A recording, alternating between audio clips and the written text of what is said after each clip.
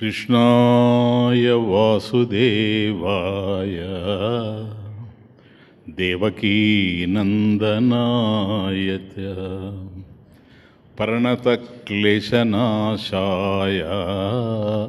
गोविन्दाय नमो नमः। हरिः ओम्।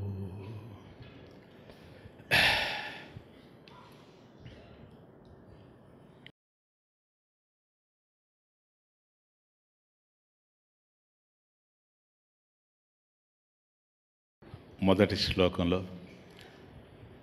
ఒక గోపిక భగవంతుని యందు ఉండేటువంటి ఒక పరిపూర్ణమైనటువంటి భక్తితో భగవద్ దర్శనాభిలాషని వ్యక్తపరుస్తూ చేసినటువంటిది మొదటి శ్లోకం. రెండవ గోపిక దగ్గరకు వచ్చేటప్పటికి శ్రీకృష్ణుని వర్ణిస్తూనే ఒకవైపు ఆయన యొక్క వైభవాన్ని కీర్తిస్తూనే మరొక వైపు వెటకారంగా, అంటే వాళ్ళని ఉద్ధరించడం లేదని ఒక అభియోగంలాగా స్వామి మీద మోపినటువంటిది గోపిక. రెండవ గోపిక అంటే ఇద్దరిలో ఉండేది భక్తే. బాగా అర్థం చేసుకున్నావు. ఒకరు వైభవాన్ని వర్ణిస్తూ ఉంటే నువ్వు ఇంకా మాకు దగ్గరగా రాలేదే అనేటువంటి బాధతో రెండవ గోపిక రెండవ శ్లోకంలో మనం చూచాం. ఇప్పుడు మూడవ గోపిక వస్తూ ఉంది. ఈవిడది ఏమిటంటే భగవంతుని యొక్క ప్రతాపం, భగవంతుని యొక్క సామర్థ్యం అవన్నీ తెలిసి జాగ్రత్తగా, సరేనా, అంటే పట్టుచీర కావాలనుకున్నప్పుడు భర్తకి ఇష్టమైనటువంటి పులిహోర తయారు చేసినట్టు. కాబట్టి పులిహోర కాదు విషయం, ఆమెకి పట్టుచీర కావడమే ముఖ్యం. అట్లాగే ఈ గోపికది ఒక తమాష ఏంటంటే స్వామి యొక్క ప్రతాపాన్ని, ప్రభావాన్ని, శక్తి సామర్థ్యాల్ని, ధైర్య సాహసాల్ని వివరిస్తూ గానం చేస్తూ ఉంది. నంబర్ 3, విషజలాశయాత్ వ్యాళరాక్షసాత్ వర్షమారుతాత్ వైద్యుతనలాత్. విషజలాశయాత్ వ్యాళరాక్షసాత్ వర్షమారుతాత్ వైద్యుతనలాత్ వృషమయాత్మజాత్ విశ్వతో భయాత్. వృషమయాత్మజాత్ విశ్వతో భయాత్ వృషభతే వయం రక్షితముః. విషజలాశయాత్ వ్యాళరాక్షసాత్ వర్షమారుతాత్ వైద్యుతనలాత్. భగవంతుని యొక్క వైభవం ఒకవైపు, రక్షస్యతీతి విశ్వాస, ఎటువంటి పరిస్థితుల్లో కూడా భగవంతుడు మనల్ని రక్షిస్తాడు అనేటువంటి అకుంఠితమైనటువంటి విశ్వాసం వ్యక్తపరుస్తూ ఆ పని ఇప్పుడు ఎందుకు చేయడం లేదని అడగడం, ఇదొక తమాషా. విష జలాశయాత్ వ్యాళ రాక్షసాత్, ఇవన్నీ స్వామి యొక్క వైభవాలు చెప్తూ వస్తూ ఉంది. లాస్ట్ లైన్లో వృషభ అంటూ ఉంది చూడండి, సంబోధన. వృషభ, కృష్ణుణ్ణి వృషభ అంటూ ఉంది. అంటే పురుషాణం శ్రేష్ఠ. వృషభ అంటే పురుషాణం శ్రేష్ఠ, అంటే అందరూ ఉండాలి కానీ వాళ్ళల్లో శ్రేష్ఠులు. పురుషాణం శ్రేష్ఠ పురుషోత్తమ ఇది. కాబట్టి ఆయన వృషభ అంటే వర్షతి ఏష భక్తేభ్య కామాన్ ఇతి. వృషభ అంటే భక్తుల యొక్క కోరికలను తీర్చేటువంటి వాడు అని అర్థం, సంపూర్ణంగా తీర్చేటువంటి వాడు అని అర్థం. కాబట్టి కొన్ని మనం చేసుకోగలం జీవితంలో, కొన్ని చేసుకోవడానికి మన శక్తి సామర్థ్యాలు సరిపోవు. ఆపదలు వచ్చినప్పుడు మనల్ని మనం రక్షించుకోవడానికి ప్రయత్నం చేస్తాం. ఒకవేళ అది కూడా సాధ్యపడకపోతే, మనల్ని మనం రక్షించుకోలేక మరొకరు సహాయం చేసినా కూడా ఉపయోగం లేకుండా పోయిందనుకోండి, కొన్ని విషయాలు ఉంటాయి. అంటే మనం ప్రయత్నించినా వీలు పడదు, ఇతరులు సహకరించినా కూడా వీలు పడదు. క్యాన్సర్ లాంటి వ్యాధి వచ్చిందనుకోండి, మనం ప్రయత్నం చేసినా అది పోదు. కొన్ని కేసెస్లో డాక్టర్లు తీవ్రమైనటువంటి ప్రయత్నం చేసినా వాళ్ళ చేతుల్లో లేకుండా పోతుంది. కాబట్టి మన ప్రయత్నం వల్ల సాధించలేనప్పుడు, ఇతరులు మనకు సహకరించినా కూడాను దానివల్ల కూడా లభ్యమయ్యేటువంటి అవకాశమే లేనప్పుడు, ఇక మూడో మార్గం ఒక్కటే ఉంది. అంటే అన్ని తలుపులు మూతబడిపోయినాయి గనుక ఇంకా ఒకే ఒక తలుపు తెరుచుకొని ఉంది, అది భగవంతుని యొక్క అనుగ్రహం తప్ప ఇంకోటేం లేదు. కాబట్టి జీవితంలో ఏ కష్టాలు వచ్చినా కూడాను చివరిగా మనల్ని ఆదుకునేటువంటిది భగవంతుడే గనక వర్షతి ఏష భక్తేభ్య కామాన్యతి. భక్తేభ్య కామాన్యతి. భక్తులు ఏ కోరికలు తీర్చమని భగవంతుడిని ప్రార్థిస్తారు. స్వామీజీ కొందరు అంటారు, భగవంతుడిని మోక్షం కోసం అడగాలి కానీ కోరికలు తీర్చమని అడగడం ఏంటని. ఏదైనా ఆయన్ని అడగాల, ఏదైనా ఆయన్ని అడగాలి. ఎందుకని? ఇంకా ఎవరున్నారు దిక్కు ఈ ప్రపంచంలో? మనకు ఉండేటువంటి కష్టాలు పోగొట్టేటువంటి శక్తి ఎవరికి ఉంది? కేవలం భగవంతుడికే ఉంది. గనక దుర్భరమైనటువంటి, మనం పోగొట్టుకునే అవకాశమే లేనటువంటి కష్టాలు మన జీవితంలో ఎదురైనప్పుడు వర్షతి ఏష భక్తేభ్య కామాన్యతి. వృషభ, ఆ వృషభ శబ్దం చూడండి. ఆ అమ్మాయి గోపిక ఏమంటూ ఉందంటే తెలిసి అంటూ ఉంది అని అర్థం. వర్షతి అంటే కోరికల్ని తీర్చడంలో ఏదో ఒక్కొక్కటి అరారా ఇట్లాగా తీర్చేది. వర్షం కురుస్తూ ఉంటే కుండ పోతగా ఎట్లాగైతే వర్షపు నీరు కిందకి దిగుతూ ఉంటుందో ఆ విధంగా భక్తుల మీద వర్షతి ఏష భక్తేభ్య కామన్ ఇతి. వాళ్ళ మీద వర్షం కురిపించినట్టే కుండపోతగా ఆయన యొక్క దయని కురిపించి మన కష్టాలనంతా కూడాను తొలగిస్తూ ఉంటాడు కనుక వృషభ. చూసారా, వృషభ అంటూ ఉంది అంటే బాగా అర్థం తెలుసుకొని అంటూ ఉంది. విచిత్రం ఏంటంటే నువ్వు ఈ విధంగా తీర్చేటువంటి వాడివి కాబట్టి వృషభ. ఇలా నువ్వు చాలాసార్లు తీర్చావు, మా కష్టాలన్నీ పోగొట్టావు. ఏం పోగొట్టాడయ్యా? విష జలాశయాత్. విష జలాశయాత్, విషకలితమైనటువంటి కాళీయ మడుగు ఏదైతే ఉండిందో దానివల్ల వ్రజవాసులకి, బృందావనంలో ఉండేటువంటి వాళ్ళకి భయంకరమైనటువంటి ఇక్కట్లు వస్తూ ఉంటే ఆ ఇక్కట్లన్నీ కూడా తొలగించినటువంటి వాడివి నీవు. కాబట్టి బృందావనానికి సమీపంలో కాళీయ మడుగు అనేటువంటిది ఒకటి ఉండింది. ఆ కాళీయ మడుగులో దానికి ఆ పేరెందుకు వచ్చిందంటే కాళీయుడు అనేటువంటి ఒక విషసర్పం అందులో ఉండడం వల్ల ఆ మడుగంతా కూడాను ఎటు చూచిన తీగలతో బురదతో నిండిపోయి ఉంటుంది, ముందుకు పోవడమే కష్టం. అటువంటి చోట కాళీయుడు అనేటువంటి భయంకరమైనటువంటి సర్పరాజు అందులో ఉంటూ ఉన్నాడు. కాబట్టి ఆ ప్రాంతానికి వచ్చి ఆడుకునేటువంటి వాళ్ళు కానీ, లేదు గోవులను మేపడానికి వచ్చేటువంటి గొప్ప బాలురు కానీ వాళ్ళు ఆ దరిదాపులోకి వస్తే వాళ్ళని మింగేసి వాళ్ళ జీవితాన్ని అంతం చేస్తూ ఉండేవాడు. ఒకప్పుడు అందరూ కలిసి కృష్ణుడికి మొరపెట్టుకున్నారు, అయ్యా ఇట్లా జరుగుతుంది కేశవ, నువ్వే మమ్మల్ని రక్షించాలి, మరొక మార్గం లేదంటే ఒక దశలో దట్టి కట్టాడు. మీరు ఉండండిరా, ఈరోజు నేను తేలుస్తాను అని. వీళ్ళు గట్టు మీదనే ఉండారు. స్వామి ఆ మడుగులో దూకాడు, పైనుంచి దూకాడు. చిన్నపిల్లవాడు అంటే అప్పుడు స్వామి వయసు అంటే నా ఊహ ప్రకారం భాగవతం ప్రకారం 7 సంవత్సరాలు ఉంటాయి. 7 సంవత్సరాల కుర్రవాడు దట్టి కట్టి దూకాడు, లోపలికి వెళ్ళాడు. ఎంతసేపటికి రాలేదు. ఈ పిల్లకాయలకి భయంగా ఉంది. అయ్యయ్యో మన కన్నయ్య దూకాడు, రాలేదే. కొంతసేపటికి రక్తం వస్తూ ఉంది పైకి. అయ్యో ఏమైపోయాడని పరిగెత్తుకుంటూ వెళ్ళి బృందావనానికి వెళ్ళి ఆ గోపులకంతా చెప్పారు, ఈ విధంగా జరిగింది, కన్నయ్య అక్కడ దూకాడు, ఇంకా రాలేదు, కొద్ది రక్తం వస్తుందని. అందరూ వచ్చి ఆ గట్టును నిలబడి స్వామిని ప్రార్థిస్తూ ఉండారు. ఎందుకని దాంట్లో దిగేటువంటి ధైర్యం ఎవరికీ లేదు. అందరూ చూస్తూ ఉండగానే మహా అద్భుతమైనటువంటి చిత్రం, కాళీయుని పడగ మీద కాళ్ళు పెట్టి చిందులేస్తూ తాండవ నృత్యం చేస్తూ స్వామి పైకొచ్చినటువంటి ఆ పూర్వమైనటువంటి దృశ్యం అంతా చూచారా? విష జలాశయాత్.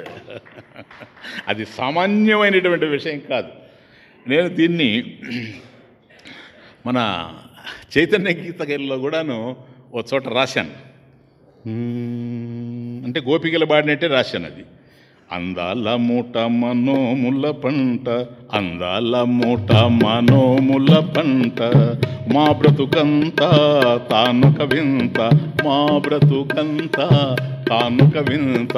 అందాల మూట మనోముల పంట, అందాల మూట మనోముల పంట.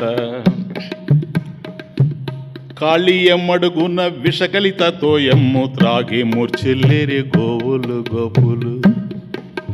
కాళీయమ్మడుగున విషకలిత తోయమ్ము త్రాగి మూర్చిల్లేరి గోవులు గోపులు.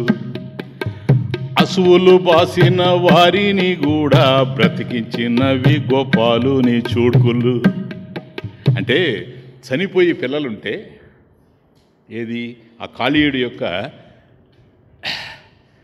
వాడి యొక్క విషం వల్ల చనిపోయి ఉంటే వాళ్ళు అలా కళ్ళు తెరిచి, భాగవతంలో ఆ సన్నివేశం, అలా కళ్ళు తెరిచి చచ్చిపోయి ఉండారట పిల్లలు, అమాయక పిల్లలు, ఏ పాపం తెలియనటువంటి వాళ్ళు. స్వామి వచ్చి వాళ్ళ కళ్ళల్లో అట్లా చూస్తాడట, పిల్లలు లేస్తారట. చూడండి తమాషా చూడండి. అంటే ఆయన అమృతమయమైనటువంటి చూడుకలు, ఆయన ప్రేమ చూపు వాళ్ళ కళ్ళల్లోకి పోతే మళ్ళీ గడ్డగట్టుకున్నటువంటి రక్తం దేహంలో ప్రవహిస్తూ ఉందని అర్థం. కాళీయమ్మడుగున విషకలిత తోయమ్ము త్రాగి మూర్చిల్లిరి గోవులు గోపులు. అసువులు బాసిన వారిని కూడా బ్రతికించినవి గోపాలుని చూడుకులు. కాళింది జలమును పావనము చేయ నడుము బిగించాడు నందనందనుడు. గరుడు నీవోలే కాళీయుని పట్టి పీడించసాగాడు సుకుమార బాలుడు. కాబట్టి ఒక సర్పాన్ని గరుడు పట్టుకొని తిప్పుతూ ఉంటే ఏ విధంగా ఉంటుందో ఆ విధంగా ఈ కాళీయుని పట్టుకొని తిప్పుతూ ఉండాడట. కాళీయనాథుడు గోకులనాథుని పదములు తలపై ధరించెను. వాడు చేసుకున్న పుణ్యం ఎన్ని జన్మల పుణ్యమో, సుకృతిన అని ఉదయం చూచామే, అదే ఇది. కాళీయనాథుడు గోకులనాథుని పదములు తలపై ధరించెను. ఆవింతను గని అచ్చరు వందిన, ఆవింతను గని అచ్చరు వందిన, సర్వలోకములు తరించెను, సర్వలోకములు తరించెను. అందాల మూట మనోముల పంట, అందాల మూట మనోముల పంట, మా బ్రతుకంతా తానొక వింత, మా బ్రతుకంతా తానొక వింత. అందాల మూట మనోముల పంట, అందాల మూట మనోముల పంట. హే కృష్ణ, విష జలాశయాత్. కాబట్టి ఆ విషసర్పం కాళీయుడు ఉండేటువంటి కాళీయ మడుగులో కాళీయుని యొక్క మదం అణిచి మా యొక్క జీవితాల్ని కాపాడినటువంటి వాడివి నువ్వు. అంటే భగవంతుడు మనల్ని ఎట్లా రక్షిస్తాడో చెబుతూ వస్తూ ఉంది అని అర్థం, అంతేకేం లేదు. కాళీయుని పడగపై చిందులేసి కృష్ణ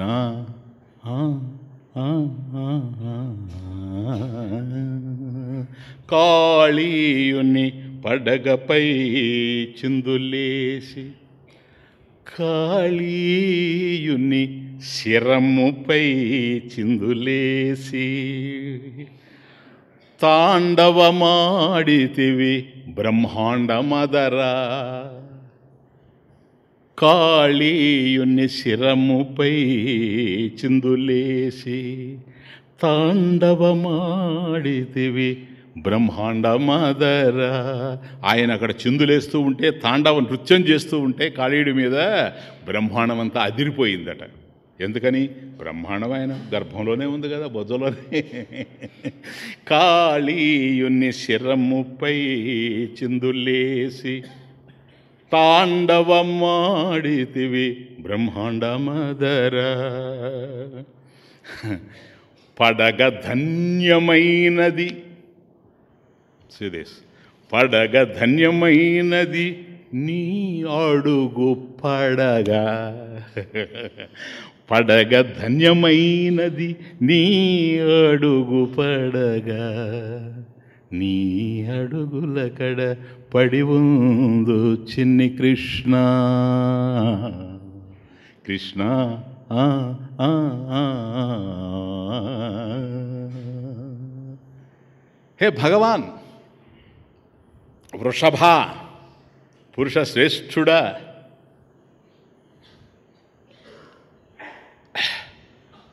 విష జలాశయాత్, ఆ రోజు మమ్మల్ని రక్షించావు, కాళీయమడుగులో నుండి మమ్మల్ని అంతా కూడా ఆ బాధ లేకుండా చేశావు.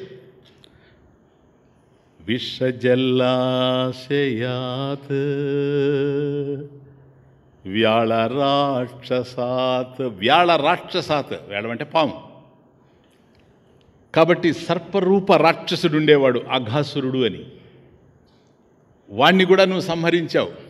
పిల్లలనంతా తీసుకొని పోయినప్పుడు బృందావనానికి ఆవులను మేపడానికి కంసుడు పంపించినటువంటి ఒక రాక్షసుడు, వాడు అఘాసురుడు రూపంలో వచ్చాడు. వాడే అఘాసురుడు. అఘము అంటే పాపము అని అర్థం. కాబట్టి అఘాసురుడు అంటే పాప రూప రాక్షసుడు. అనేక జన్మల్లో మనం చేసుకున్నటువంటి పాపాలు ఏవైతే ఉన్నావో అవంతా కలిసి వాడు అఘాసురుడు. కాబట్టి స్వామి అట్లా బృందావనంలో తిరుగుతూ ఉంటే, యమునా నది తీరంలో విహరిస్తూ ఉంటే, ఈ పిల్లల పాపం తెలియక, మనం రోజు వచ్చేవాళ్ళం ఇక్కడికి, ఎప్పుడూ చూడలేదు ఇంత బిలము, ఎట్లా ఉందంటే అది భాగవతంలో వర్ణిస్తాడు. ఆ సర్పము నోరు తెరిస్తే పై దవడ ఆకాశాన్ని అంటితే కింద దవడ భూమి మీద ఉందట. ఇంకా దీన్ని బట్టి మనం అర్థం చేసుకోవచ్చు. వీళ్ళు ఇంత బెల్లం ఎక్కడి నుంచి వచ్చింది, మనం ఎప్పుడు చూడలేదు, కాస్త చూద్దామని వీళ్ళు లోపలికి వెళ్ళారు. వాడు వచ్చిందే అందుకు, వీళ్ళని చంపడానికి. ఎప్పుడైతే వీళ్ళు లోపలికి వెళ్ళారో ఒకటి తర్వాత ఒకడు అందరూ వెళితే లోపలంతా గాఢాంధకారం. ఇది సంసారం, లోపలంతా గాఢాంధకారం. అనేక జన్మల్లో చేసినటువంటి కర్మఫల విశేషం ఏదైతే ఉందో, పాపాలు ఏవైతే ఉన్నాయో అవన్నీ అఘాసురుడు రూపంలో ఉన్నాయని అర్థం. అప్పుడు స్వామి తిరిగి వచ్చిన తర్వాత చూచాడు, పరిస్థితి మారిపోయింది. ఏరా వీళ్ళు ఎట్టపోయినారా అని చూస్తే ఎవరు లేడు. అప్పుడు అర్థమైపోయింది అసలు వాడికి కూడా ఏది ఆ వ్యాళ రాక్షసుడు అఘాసురుడు ఎవడైతే ఉన్నాడో వాడికి కావాల్సింది కూడా పిల్లలు కాదు, ఈయనని చంపాలి. చంపితే కంసుడు ఇంక్రిమెంట్ ఇస్తాడు. కానీ వచ్చిన బాధ ఏంటంటే ఈయన ఎట్లా దొరుకుతాడు, వాళ్ళని కనుక లోపల తీసుకుంటే ఈయన దొరుకుతాడు. అందుకని వాళ్ళని మింగాడు. ఇప్పుడు తెరుచుకొని ఉన్నాడు కృష్ణుడి కోసం. స్వామి లోపలికి పోయాడు. పోగాని అంత చీకటి. స్వామి లోపలికి పోతేనట భాగవతంలో చెప్తాడు, పిల్లలు ఆశ్చర్యపోయాడట. 1000 సూర్యులు ఒక్కసారి ప్రకాశిస్తే ఏ విధంగా ఉంటుందో అంత వెలుగు వచ్చిందట శ్రీకృష్ణ పరమాత్మ లోపలికి పోగానే. వాళ్ళు అదిగో కన్నయ్య ఇచ్చాడు, మనకి చీకట్లు లేవు, అంతా బాగా కనపడుతుందని. ఈ లోపల వీడు స్వామిని చంపడానికి, పిల్లల్ని చంపడానికి ప్రయత్నం చేసి ఆ 2 దవడలను కలపడానికి ప్రయత్నం చేస్తూ ఉన్నాడు. ఆ పై దవడ కిందకు వస్తూ ఉంది, స్వామి పెరుగుతూ ఉన్నాడు. అంతే, ఇంకే పెరుగుతూ ఉన్నాడు. ఒక దశలో చీల్చేశాడు అంతే వాడిని. ఈ పిల్లలంతా కూడా బయటికి తీసుకొని వచ్చాడు. ఇది వ్యాళ రాక్షసాత్. హే కృష్ణ, ఇది ఎవరికైనా సాధ్యమా? కాబట్టి కాళీయుడి యొక్క మదం అడిచావు, మమ్మల్ని రక్షించావు. వ్యాళ రాక్షసాత్, ఈ సర్పరూప రాక్షసుడు ఎవరైతే ఉన్నాడో వీడిని కూడాను చంపి మమ్మల్ని కాపాడావు. వర్షమారుతాత్ వైద్యుతానలాత్. కాబట్టి వర్షమారుతాత్, ఇవన్నీ వరుసగా స్వామి వాళ్ళని ఎట్లా రక్షించాడు. ఏంది వర్షమారుతాత్ అంటే గోవర్ధనగిరి. కాబట్టి ఇంద్రుడు, వీళ్ళు ఎప్పుడు కూడా ఇంద్రుడికి అక్కడ ఓ జాతరలాగా చేసేవాళ్ళు. కానీ ఈసారి స్వామి ఒప్పుకోలేదు. ఇంద్రుడు కాదు గోవర్ధననాథుడు చేయాలి అని చేసినప్పుడు ఇంద్రుడు బాగా కోపోద్రిక్తుడై గొప్ప వర్షం, గాలి, వాన కురిపించాడు. కురిపించినప్పుడు తమాషాదండి ఏం చేయాలి? అప్పుడు అన్నాడు స్వామి, దగ్గరికి రండిరా. ఎప్పుడైనా ఇదే జీవితంలో ఏ కష్టం వచ్చినా, ఐ మీన్ ఇట్, ఏ కష్టం జీవితంలో వచ్చినా ఎక్కడికి పోయి లాభం లేదు. భగవంతుడికి దగ్గరగా వచ్చినప్పుడే ఆ కష్టం తీరుతుంది తప్ప ఇంకొక విధంగా తీరేందుకు అవకాశం లేదు. వీళ్ళందరూ కలిసి ఆయన దగ్గరకు వచ్చారు. వచ్చేసేయండి దగ్గరకు అన్నాడు. భగవంతుడికి దగ్గరగా చుట్టూ నిలబడ్డారు. బ్రహ్మాండమైనటువంటి వర్షం, పిడుగుపాట్లు, ఏం చేయాలో తెలియడం లేదు. అప్పుడు వాళ్ళని అట్లా ఉంచి చిన్న పిల్లవాడు 8 సంవత్సరాల వయసులో గోవర్ధనగిరి అంటే 15 కిలోమీటర్ల విస్తీర్ణం కలిగినటువంటి పర్వతాన్ని ఒక్కసారి కదిలించాడు. అలా కదిలించి అలా ఎత్తుతూ ఉన్నాడట. ఆశ్చర్యపోతున్నారు పిల్లలు. మన గోపబాలురు, గోపులు, గోపికలు అందరూ ఉన్నారు. ఎందుకంటే అందరూ కలిసి పండగ చేసుకుంటూ ఉన్నారు. అందరూ దగ్గరకు వచ్చారు. ఒక్కసారి అలా ఎత్తుతూ ఉన్నాడు. అలా పైకెత్తి దాన్ని చిటికెన వేలి మీద పెట్టాడు. కానీ తమాషా ఏంటంటే ఆయన చిన్నవాడు, అక్కడ ఉండేటువంటి గోపుల్లో ఈయనకన్నా పెద్దవాళ్ళు ఉన్నారు. అందుకని ఏం చేశాడంటే కాస్త ఎత్తైనటువంటి బండ మీద ఎక్కి ఆ గోవర్ధనగిరిని 15 కిలోమీటర్ల విస్తీర్ణం కలిగినటువంటి ఆ పర్వతాన్ని ఎడమ చేతి చిటికెన వేలి మీద నిలబెట్టాడు. అంతే, ఇంకేం లేదు. వీళ్ళు ఆ మహాద్భుతాన్ని, ఇవన్నీ ఇది మన ఫ్యామిలీ కాబట్టి చెప్తున్నా. చిన్నతనంలో భాగవతం చదివేటువంటి రోజుల్లో కైవల్య నది అని ఉండేది మాకు దగ్గరలో. ఆ కైవల్య నది తీరంలో కూర్చొని ఒక్కొక్క రోజు ఒక్కొక్క లీలని నేను కళ్ళు మూసుకొని ధ్యానం చేసేవాడిని. ఆ లీలంతా ఊహించుకునేవాడిని ఎట్లా ఉంటుందని. ఇప్పటికి కూడా నా హృదయం ద్రవించిపోతూ ఉంది ఆ సీన్ ఆలోచిస్తే. అప్పుడు వాళ్ళు ఎట్లా ఉన్నారు, స్వామి ఎట్లా ఎత్తాడు, స్వామి ఎట్లా నిలబెట్టాడు, వాళ్ళందరూ కూడాను దాని కిందకు వచ్చారు. ఒకరోజు కురుస్తూనే ఉంది. ఎన్ని మేఘాలు ఉన్నాయో అన్నిటిని వర్షింపజేశాడు ఇంద్రుడు. రెండవ రోజు సేమ్, మూడవ రోజు సేమ్, ఇట్లా 4, 5, 6, 7 రోజులు కుండపోతగా వర్షం పడతా ఉంది. విపరీతమైనటువంటి గాలులు, చలి. పిల్లలు స్వామి దగ్గర ఉన్నారు, గోపులంతా కూడా స్వామి దగ్గర ఉన్నారు, గోపికలంతా స్వామి దగ్గర ఉన్నారు, గోవులన్నీ కూడా స్వామి దగ్గరే ఉన్నాయి. ఆయన మధ్యలో ఇట్లా ఎత్తి నిలబెట్టున్నాడు. తమాష చూసారా? అప్పుడు ఇంద్రుడు తెలుసుకొని, ఒరే ఇది సామాన్యమైనటువంటి విషయం కాదే, ఒక పిల్లవాడేంటి ఇన్ని రోజులు ఎత్తి పట్టడం ఏంటి అంటే, ఆ గోపులంతా కూడాను కష్టాల్లో కూరుకుపోతే ఎప్పుడు వస్తాయి నాయన కష్టాలు? ఏ వారం వస్తాయి? మంగళవారమా, శుక్రవారమా? చెప్పండి. ఎప్పుడైనా రావచ్చు, ఎలాగైనా రావచ్చు. 7 రోజులు గోవర్ధన పర్వతాన్ని ఎత్తి పట్టడం అంటే ఏంటో తెలుసా? వారానికి 7 రోజులు, 7 రోజులు మనల్ని చల్లగా కాపాడతాడు అని అర్థం. అంతే, ఇంకేలే. దీన్ని కూడా రాశాను నేను ఒక పాటలో. జలచర మృగభూసుర నర రూప గోప గోపికా జన పావన రూప జలచర మృగభూసుర నర రూప. అవన్నీ దశావతారాలు. జలచర, భూసుర, ఇవన్నీ కూడా వరుసగా చూస్తే జలచర మృగ అంటే నరసింహస్వామి. కాబట్టి ఆ 10 అవతారాలు, దశావతారాలు ఏవైతే ఉన్నాయో వాటినన్నింటినీ ఆ పల్లవిలో పెట్టాను నేను. జలచర మృగభూసుర నర రూప గోప గోపికా జన పావన రూప జలచర మృగభూసుర నర రూప గోవర్ధనోద్ధారక గోపీ జన పాలక గోవర్ధనోద్ధారక గోపీ జన పాలక గోకుల సంపోషక గోధన సంరక్షక గోవర్ధనోద్ధారక గోపీ జన పాలక గోకుల సంపోషక గోధన సంరక్షక ఉరుముల మెరుపుల జడివానలతో బాధించను సురపతి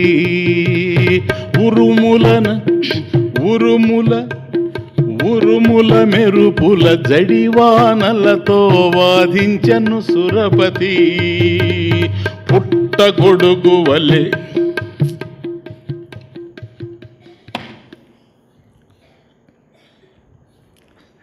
ఏవో మెమరీస్ వస్తున్నాయి నాకు. అంటే అది ఎట్లా నిలబెట్టాడని ఆలోచించేవాడిని ఆ రోజుల్లో. అదొక ధ్యానపూరితమైనటువంటి హృదయంతో చేసేవాడిని. పుట్టగొడుగు వల్లె గోవర్ధనమును పైకెత్తితివి శ్రీపతి, ఉరుముల మెరుపుల దడివానలతో బాధించను సురపతి, పుట్టగొడుగు వల్లె గోవర్ధనమును పైకెత్తితివి శ్రీపతి. గాలికి పోయను గర్వములు, గాలికి పోయను గర్వములు, దిక్కై నిలిచెను చరణములు. గాలికి పోయను గర్వములు, దిక్కై నిలిచెను చరణములు. నీ కరము సోకిన ఆ కొండదే భాగ్యము. చివరికి ఏంటంటే ఇంద్రుడికి ఆ గర్వమంతా కూడా అణిగిపోయింది. నేరుగా వచ్చి స్వామి పాదాల మీద పడ్డాడు. కానీ నాకు అనిపించేది స్వామి కరపద్మం అలా ఎత్తాడే, ఆ కొండ చేసుకున్నటువంటి పుణ్యం ఏంటో. సరేనా? 7 రోజులు ఎత్తి పట్టాడు గనక అలా 7 రోజులు సుందర చైతన్య ఆశ్రమం ఈ ఉద్యమంలో భక్తులుగా ఉండేటువంటి వాళ్ళని భగవంతుడు ఆ విధంగా ఎప్పుడూ చల్లగా చూడాలని మాసపత్రికకి గిరిధారి అని పేరు పెట్టడానికి కారణం అది. కాబట్టి ఈరోజు వేలాది మంది, లక్షలాది మంది చదువుతున్నారు దాన్ని. అంటే నేను ఎందుకు గిరిధారి అని పేరు పెట్టాను? 7 రోజులు ఎట్లాగైతే కాపాడాడో ప్రతి నెల మన ఇంటికి వచ్చి పరమేశ్వరుడు జ్ఞానాన్ని బోధిస్తూ మనల్ని ఉద్ధరిస్తాడనేటువంటి ఉద్దేశం చేత. కాబట్టి వర్షమారుతాత్ గోవర్ధనగిరి, గాలివాన వీటి నుంచి అంతా రక్షించావు. వైద్యుతానలాత్ కాబట్టి దావానల భక్షణం చేశావు. కాబట్టి అంత బ్రహ్మాండమైనటువంటి అడివంతా కూడా కాలిపోతూ ఉంటే నీ నోట్లోకి తీసుకొని మమ్మల్ని రక్షించావు. ఇవంతా ఏంటి? నువ్వు మమ్మల్ని రక్షించినటువంటి పద్ధతులు. కాబట్టి కాళీయుడి నుంచి రక్షించావు, అఘాసురుడి నుంచి రక్షించావు, పిడుగుపాట్ల నుంచి రక్షించావు, గాలివాన నుంచి రక్షించావు, వ్యోమాసురుడి నుంచి రక్షించావు. ఇన్ని చేశావు. వృషభ, హే కృష్ణ, వయం రక్షితా ముహో, వయం మమ్మల్ని, ముహో మాటి మాటికి, ఒక్కసారి కాదు, ఎప్పుడు కష్టాలు వచ్చినా మమ్మల్ని రక్షిస్తూ వచ్చావు. దీని అర్థం ఏంటో తెలుసా? ఇన్ని కష్టాల నుంచి మమ్మల్ని రక్షించావే, ఇప్పుడు నువ్వు దూరం అయితే మేము కష్టపడుతూ ఉన్నామే, మేము కష్టపడుతూ ఉంటే చూస్తూ ఉన్నావే కానీ ఇప్పుడు ఎందుకు కనిపించవు మాకు? ఈవిడొకటి తమాషా. కాబట్టి నువ్వు నాకు కనిపించాలి కృష్ణ. కాబట్టి అన్ని సార్లు మమ్మల్ని ముహో రక్షితాం వయం రక్షితాహ ముహో, మాటి మాటికి మమ్మల్ని రక్షించావు కృష్ణ, ఇప్పుడు కూడా మాకు కనిపించవయ్యా అని ప్రార్థన చేయడం. కాబట్టి వృషమయాత్మజాత్ విశ్వతో భయాత్, విశ్వతో భయాత్, విశ్వతః భయాత్. కాబట్టి ఈ ప్రపంచంలో అనేకమైనటువంటి భయాలు ఉన్నాయి. ప్రతి ఒక్కరూ ఎప్పుడు భయపడుతూనే ఉంటారు జీవితంలో. ఎవరి వల్ల ఏం జరుగుతుందో, ఇంతకీ ఎవరి వల్ల ఏం జరగకపోయినా కాలం వల్ల ఏం జరుగుతుందో, కాలంలో ఏం పోగొట్టుకుంటామో, మనల్నే మనం పడేసుకొని పోతామేమో ఈ ప్రపంచంలో. విశ్వతః భయాత్, విశ్వతో భయాత్. కాబట్టి దీనిని రక్షించేవాడు ఎవడు? ఈ విశ్వంలో, ప్రపంచంలో ఉండేటువంటి భయాల నుండి, ఒకటి జీవితంలో ఉండేటువంటి భయాలు, రెండవది మరణ భయం. ఈ భయాలంటే కాబట్టి బ్రతికినంత కాలం ఏదో ఒక భయం ఉంటుంది. పిల్లవాడు బజార్కి వెళితే నాయన సోపు తీసుకొని రారా అంటాడు తండ్రి. వాడు బజారుకి పోతాడు. వాడు కొద్ది లేట్ అయ్యాడు అనుకోండి, ఏ కారణం చేతనైనా ట్రాఫిక్ జామ్ అయ్యి తండ్రికి గుండె డబడబడబడబ కొట్టుకుంటుంటుంది. ఎందుకని? ఏం జరిగిందో, ఏం జరిగిందో? నా పిల్లవాడికి ఏమైనా యాక్సిడెంట్ అయిందేమో, ట్రక్ కింద పడిపోయాడేమో, స్కూటర్ కింద పడిపోయాడేమో. ఎందుకని? ఇవన్నీ జీవితంలో చూసున్నాడు సార్. ట్రక్ కింద పడిపోయిన వాళ్ళని చూశాడు, స్కూటర్ కింద పడిపోయిన వాళ్ళని చూశాడు, చచ్చిపోయిన వాళ్ళని చూచాడు. ఈ ఈ జ్ఞాపకాలన్నీ సరాలై వేలాడుతూ ఉన్నాయి కనుక లోపల నా బిడ్డకు కూడా ఏమి జరుగుతుందని భయపడతాడు.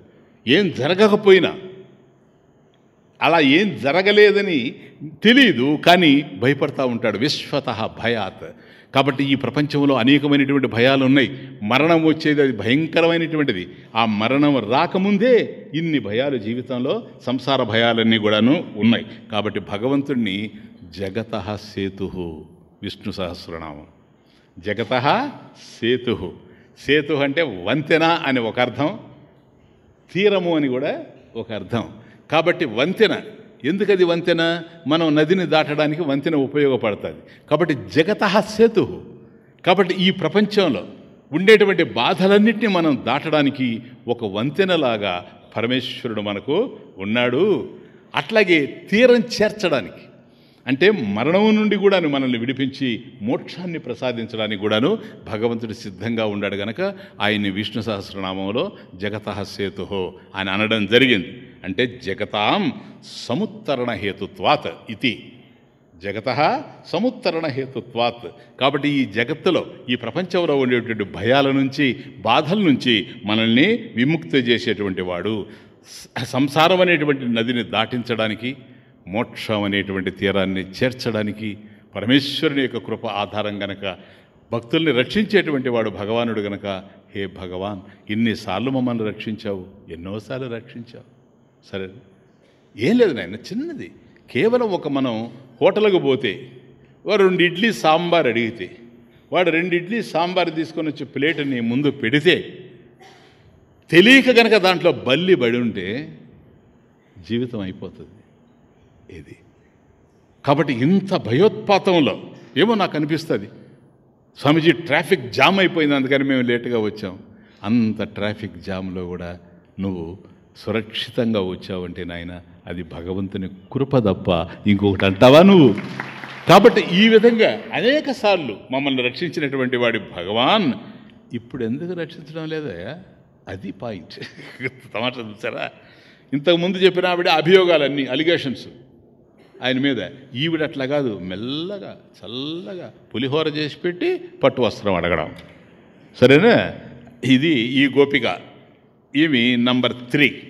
తర్వాత నంబర్ 4 ఇంకొక గోపిక వస్తూ ఉంది. ఈవిడ జ్ఞాని, ఈ గోపిక జ్ఞాని. చూడండి, మనకు అన్నీ చూపిస్తూ ఉన్నాడు భక్తుల్లో. ఆర్తో జిజ్ఞాసురర్థార్థి జ్ఞానిచ భరతర్షవ. కాబట్టి ఆర్తుడు, దుఃఖం వచ్చినప్పుడు భగవంతుడిని ఆశ్రయించేటువంటి వాడు. జిజ్ఞాసువు, జ్ఞాతుం ఇచ్చుహో. కాబట్టి పరమేశ్వరుని తెలుసుకోవాలనేటువంటి వాడు. అర్ధార్థి, కేవలం డబ్బు కోసమే భగవంతుడిని పట్టుకునేటువంటి వాడు. వెంకటరమణ సంకటహరణ. సరేనా? దుడ్డెత్తుకొని పోవడం, లడ్డు ఎత్తుకొని రావడం. కాబట్టి ఇదంతా కూడా ఎందుకు? పరమేశ్వరుడిని మనం ఆ విధంగా ఆశ్రయించుకోబోతున్నాం. కానీ ఇక్కడ ఈవిడ జ్ఞాని. ఆర్తో జిజ్ఞాసు అర్ధార్థి జ్ఞానీచ భరతర్షవ. కాబట్టి జ్ఞాని అర్జున, జ్ఞాని భక్తుడు. జ్ఞాని భక్తుడు ఎలాంటి వాడు? భగవంతుని గురించి సంపూర్ణంగా తెలిసినవాడు. మీకు చెప్పాను చూసారా ఇంట్రడక్షన్లో మార్నింగ్, ఐశ్వర్య ప్రధాన భక్తి, మాధుర్య ప్రధాన భక్తి. కాబట్టి ఈ జ్ఞాని భక్తుడు దేని కిందకు వస్తాడంటే ఐశ్వర్య ప్రధాన భక్తి కిందకు వస్తాడు. అంటే ఈశ్వరస్య భావ ఐశ్వర్యం, భగవంతుని గురించి సంపూర్ణంగా తెలిసినవాడు. అటువంటి గోపిక ఇప్పుడు మనకు కనపడుతూ ఉంది. 4వ శ్లోకం. నకల్లు గోపిక నందనో భవాన్ అఖిల దేహినా అంతరాత్మదృక్. నకల్లు గోపిక నందనో భవాన్ అఖిల దేహినా అంతరాత్మదృక్. విఘన్న సార్థితో విశ్వగుప్తయే, విఘన్న సార్థితో విశ్వగుప్తయే సఖబుదేవాన్ సాత్వతాం కులే. నకలు గోపిక నందనో భవాన్ అఖిల దేహినాం అంతరాత్మదృక్. ఈవిడ చెప్తుంది, యాదవా, చూడండి, మాకు తెలుసులేవయ్యా యాదవా, నువ్వు మాధవుడు అయ్యా. The point. నువ్వు మాధవుడివి. నఖలు గోపికా నందనో భవాన్. భవాన్ నీవు గోపికా నందన అంటే గోపిక యొక్క కుమారుడు అని, అంటే ఆమె యశోద. నువ్వు యశోదా పుత్రుడవని, నువ్వు దేవకీ నందనుడవని మేము అనుకోవడం లేదు. నఖలు గోపికా నందనో భవాన్. గోపికానందన భవాన్, భవాన్ గోపికానందన నఖలు. నువ్వు కాదు కదా తమాషాదుడు. కాబట్టి ఇక్కడే ఉండి, గోకులంలోనే ఉండి, ఇక్కడే పెరిగి, వీళ్ళ మధ్యలోనే ఉన్నటువంటి పరమేశ్వరుణ్ణి ఈ అమ్మాయి ఏమంటుందంటే, ఈ గోపిక, కృష్ణ ఒకసారి చెప్పవయా, నువ్వు యాదవుడివే మాధవుడివే? కమాన్ టెల్ మీ, ఎవరు నువ్వు చెప్పు, నిజం చెప్పు. భవాన్ గోపికా నందన నకలు. నువ్వు ఆ యశోద యొక్క పుత్రుడివి కాదు కదా, దేవకీ నందనుడివి కాదు కదా. తమాషా చూసారా? అంటే ఆయన దగ్గరనే సర్టిఫై చేయించుకుంటా ఉంది. నీ కథ మాకు తెలియదు అనుకుంటావేమో. నువ్వు ఏదేదో పిచ్చి పనులు చేస్తూ ఉంటే మేము నిన్ను చూసి మాలాగే ఉండాలి అని అనుకుంటాము అని నీ భ్రాంతేమో. కానీ మాకు మాత్రం తెలుసు, మాకంటే నాకు ఈ జ్ఞాని గోపిక. కాబట్టి నకలు గోపికానందనో భవాన్, భవాన్ గోపికానందన నకలు. కాదు కదా నువ్వు యశోదానందనుడివి కాదు కదా, నువ్వు యాదవుడివే కాదు కదా, నువ్వు మాధవుడివి కదా. మాధవుడు అంటే సాక్షాత్ పరమాత్మ. కాబట్టి మాయా శ్రియ ధవ పతి ఇది మాధవ. కాబట్టి లక్ష్మీదేవి భర్తయ్య మాధవుడు అంటే నువ్వు వీళ్ళ బిడ్డవి, ఈ గోకులంలో ఉండేటువంటి యశోద యొక్క పుత్రుడివి అని మేము అనుకోవడం లేదు, నేను అనుకోవడం లేదు. నువ్వు లక్ష్మీపతివి అని మాకు బాగా తెలుసు. నకల్లు గోపిక నందన భవాన్. నువ్వు పరమాత్మ కదా. అఖిల దేహినా అంతరాత్మ దృక్. కాబట్టి అందరిలో ఉండేటువంటి ఆత్మ చైతన్యం ఏదో, దృక్ చైతన్యం ఏదో అదే నీవు. ప్లీజ్, నీ అడ్రస్ మాకు తెలుసు. నువ్వు చూసారా జ్ఞాని భక్తి, ఆమె జ్ఞాని భక్తురాలు. కాబట్టి నువ్వు ఇక్కడ పుట్టినంత మాత్రాన, మా మధ్య పెరుగుతూ ఉన్నంత మాత్రాన, మాలో ఒకరుగా ఉన్నంత మాత్రాన నువ్వు గోపికానందనుడు అని మేము అనుకోవడం లేదు. అఖిల దేహినాం, ప్రతి ఒక్క దేహంలో కూడాను అంతరాత్మ స్వరూపంగా చైతన్య జ్యోతిష అవభాసితస్య మనసః మనన సామర్థ్యం. కాబట్టి ఏ యొక్క చైతన్య జ్యోతి ఉంటే మనసు ఆలోచించగలుగుతూ ఉందో, ఏ ఆత్మ చైతన్యం మనలో ఉండడం వల్ల ఈ దేహేంద్రియ మనోబుద్ధులు కదులుతూ ఉన్నాయో, ఇలా నేను మాట్లాడుతూ ఉన్నాను, అలా మీరు వింటూ ఉన్నారో, అది గనక తప్పుకుంటే మరుక్షణం ఇది శవంగా మారుతుందని, శ్మశానంలో పిడికెడు బూడిదిగా తయారవుతుందని మాకు తెలుసయ్యా. కాబట్టి జడమైనటువంటి ఈ దేహాలు, జడమైనటువంటి ఈ మనోబుద్ధులు, జడమైనటువంటి ఈ ఇంద్రియాలు పనిచేయడానికి లోపల ఏ దృక్ చైతన్యం అయితే ఉందో అది నీవని మాకు తెలుసు. What a wonderful, amazing. అంతరాత్మ దృక్. కాబట్టి అంతరాత్మ దృక్ చైతన్యం, అది దృశ్యం కాదు, దృక్ చైతన్యం. దృక్ బ్రహ్మ దృశ్యం మాయ ఇది వేదాంత డిండి మహా. కాబట్టి ఏదైతే నీకు దృశ్యంగా కనపడుతూ ఉందో అదంతా కూడా మాయ.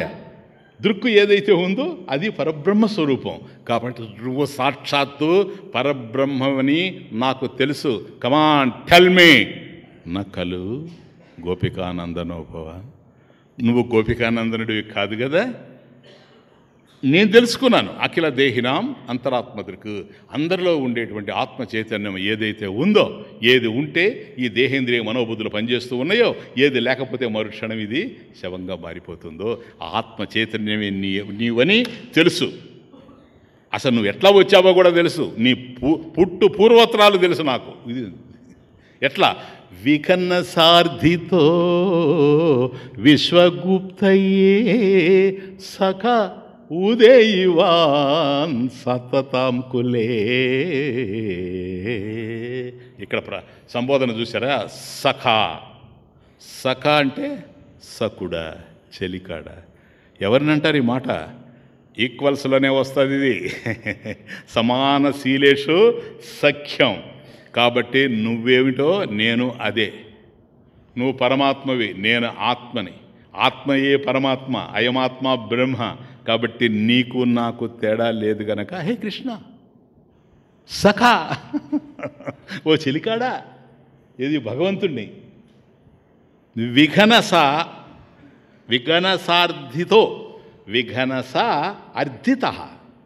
విఘనస అంటే బ్రహ్మదేవుడు, ఆయన అర్థిత అంటే ప్రార్థిత. కాబట్టి బ్రహ్మదేవుడు ఈ సృష్టిలో అరాచకాలు పెరిగిపోయినాయని, ఎక్కడ చూచినా స్కాములేనని, వీటి నుంచి ప్రజలు బయటపడే అవకాశమే లేదని, నువ్వు వస్తే తప్ప మరొక మార్గం లేదని విఘనస అర్థిత. కాబట్టి బ్రహ్మదేవుడు వచ్చి నిన్ను ప్రార్థిస్తే విశ్వగుప్తయే, ఈ విశ్వాన్ని, ఈ ప్రపంచాన్ని రక్షించడానికి, విశ్వ కళ్యాణానికి సఖా హే సకుడా చెలికాడా ఉదేయువాన్ సాత్వతాం కులే. సాత్వతాం కులే ఉదేయువాన్ అంటే యాదవ కులంలో పుట్టావని ఉదేయువాన్ సాత్వతాం కులే. ఈ యాదవ కులంలో నువ్వు పుట్టావు అనేది మాకు శుభ్రంగా తెలుసు. కాబట్టి నువ్వు ఏ మాయలు చేయని అవసరం లేదు, సరేనా? నువ్వు ఏమిటో తెలుసు, నువ్వు ఎక్కడి నుంచి వచ్చావో తెలుసు, ఏ కార్య నిమిత్తమై వచ్చావో తెలుసు, ఎవరు నిన్ను ప్రార్థిస్తే వచ్చావో తెలుసు. హే కృష్ణ, ఇక్కడ ఏంది దాగుడు మూతలాడుతూ ఉండవి? అంత పిచ్చోడు అనుకుంటున్నావు అమ్మని. చూసారా జ్ఞాని గోపిక. అందుకని చెబుతూ ఉంది. ఎందుకనంటే ఎప్పుడు కూడా ఒక అవగాహన, అండర్స్టాండింగ్, అవగాహనతోనే ప్రేమ అంకురిస్తుంది. ఇప్పుడు కూడా ఒక మనిషిని మనం ప్రేమించాలంటే ఆ వ్యక్తికి సంబంధించినటువంటి విషయం మనకు అర్థమై ఉండాలి. అవగాహన లేకపోతే మనిషిని ప్రేమించలేం. ఒక సఖ్యం, కనీసం స్నేహం చేయాలంటే కూడాను ఆ మనిషి యొక్క లక్షణాలు కనుక మనకు తెలిసి ఉంటే, అది మనకు ఇష్టమైతే మనం స్నేహం చేసేటువంటి అవకాశాలు ఉంటాయి. కాబట్టి దేనిని మనం ప్రేమించినా ఈ ప్రపంచంలో గుర్తుపెట్టుకోండి, దానికి సంబంధించిన జ్ఞానం మనకు ఉండాలి. క్లియర్? అర్థమవుతుందా మీకు పాయింట్?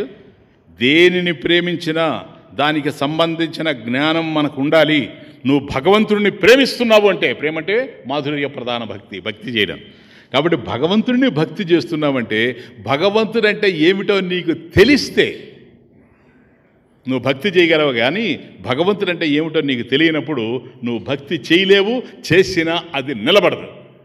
నా జీవితంలో ఎంతోమందిని చూచాను. నేను ఎంత వివరించి చెబుతూ ఉండినా భగవంతుని తత్వం ఎవడికైతే అర్థం కాలేదో వాడే నాకు దూరం అయ్యాడు, కానీ ఇంకెవ్వరు దూరం కాల ఈ ప్రపంచంలో.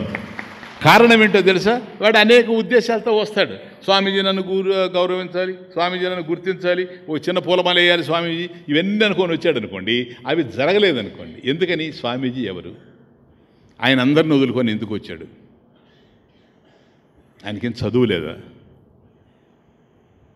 కుటుంబ సభ్యులు లేరా? అన్నీ వదులుకొని ఎందుకు వచ్చాడు? దేనికోసం వచ్చాడు? అటువంటి వాడిని, సర్వం వదులుకొని వచ్చినటువంటి వాడిని మనం దత్తత తీసుకోవాలంటే అవుతుందా? సాధ్యమా ఇది?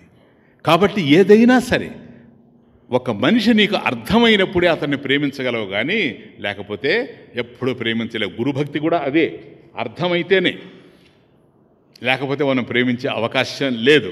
కాబట్టి పరమేశ్వరుణ్ణి ఉద్ధవాదయోహో, ఉద్ధవుడు మొదలైనటువంటి వాళ్ళు, పరీక్షిత్, శుకబ్రహ్మ, వీళ్ళంతా ఎట్లాగైతే అర్థం చేసుకున్నారో భాగవతంలో, వాళ్ళు అర్థం చేసుకోవడం వల్లనే పరమేశ్వరుని ప్రేమించగలిగారు. ఎందుకని?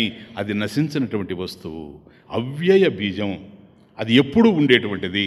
ఇక్కడ ఈ ప్రపంచంలో ఎన్ని తళుకు బెళుకులు ఉండినా ఈ అజ్ఞాన మనోహర దృశ్యాలన్నీ కూడాను కళ్ళ ముందే కనుమరుగైపోతాయి. కాబట్టి నిలిచి వెలిగేటువంటి ఒకానొక దీపం పరంజ్యోతి భగవంతుడే అనేటువంటి జ్ఞానం వాళ్ళకు పూర్ణంగా ఉంది. ఈ జ్ఞాని గోపిక చూచారా? ఇప్పుడు మనం గోపికలంటే ఏదో పిచ్చోళ్ళు అనుకుంటాం, కానీ చూసారా ఎంత నాలెడ్జ్ ఉందో. కాబట్టి గోపికానందనుడు, తమాషా, నఖలు గోపికానందనో భవన్. గోపికానందనుడు అంటే ఏ స్థాయి తెలుసా? దేహస్థాయి. యశోదకు పుట్టింది ఈ దేహం పుట్టుంటే, దేవకికి పుట్టింది ఈ దేహం పుట్టుంటే. అర్థమవుతుంది? ఇది దేహస్థాయి. మొదటి 2 లైన్స్లోనే నకలు గోపికానందనో భవాన్. కాబట్టి నువ్వు గోపికానందనుడు కాదంటే గోపికానందనుడుగా నువ్వు కనపడుతూ ఉంటే దేహస్థాయిలో చూస్తే, ఎందుకని నీకు తల్లి తండ్రి ఉండారు గనక. కానీ వాస్తవంగా నీ స్వరూపం చూస్తే అఖిల దేహినాం అంతరాత్మదృక్. దేహస్థాయిలో నువ్వు గొల్లవాడివిగా కనపడుతూ ఉన్నావు. ఆత్మస్థాయిలో చూస్తే నువ్వు కేవలం అంతరాత్మవే కానీ మరొకటి కాదు.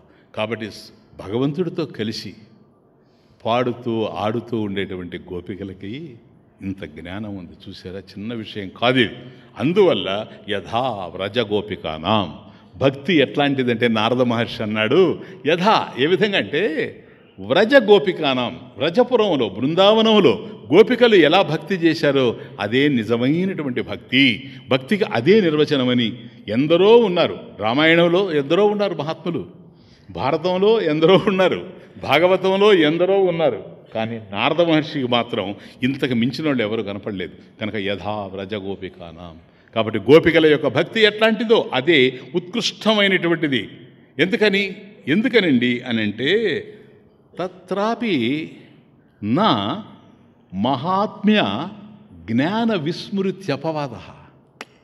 వాట్ ఏ వండర్ఫుల్ సూత్రం, అఫోరిజం ఇది. నారద భక్తి సూత్రాలు. తత్రాపి ఆయనతో కలిసి ఆడుకుంటూ ఉండినా, నిరంతరం ఆయనతో మాట్లాడుతూ ఉండినా, కానీ వాళ్ళకొక్కటి మాత్రం తత్రాపి అలా ఉండినప్పటికి కూడాను మహాత్మ్య ఆయన యొక్క వైభవం, ఆ జ్ఞానం ఏదైతే ఉందో విస్మృతి మరిచిపోవడం అనేటువంటి అపవాదం నా లేదు. కాబట్టి సర్వకాల సర్వావస్థల యందు కూడాను భగవంతుని యొక్క అనంతమైనటువంటి వైభవాన్ని వాళ్ళు హృదయంలో స్థిరపరచుకొని ఉన్నారే కానీ మరొక విధంగా కానీ కాదు.